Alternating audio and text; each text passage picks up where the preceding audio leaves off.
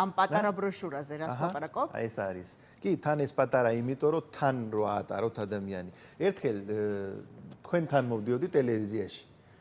ხოდა რომ მოდიოდი ზგოლი გვერდზე რომ მიძდა, ის მეუბნებოდა დიაბეტი მაქვს.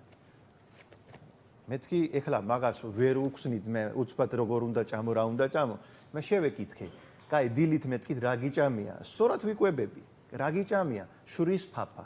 ოპა. შო, მეთქი ეხლა დიაბეტი როგორ უნდა დალაგდე ან იკურნალო თქვენ თუ შურის ფაფა გიჭამია და ფიქრობთ სწორად ვიკვებები. იმიტომ მე იმას შევპირდი, მეთქი ეგეთი ჩიგნი გავაკეთებ, რომელიც თან ატარე და მე ბაზარში რომ მიხვალ, წაიკითხე რა და ისეთი ფერად გავაკეთე, როგორც ჩუქნიშანი ხო არის? აჰა. წითელზე რასაც წერია ეს საჭმელები არ იჭმება. აკრძალულია. აკრძალულია.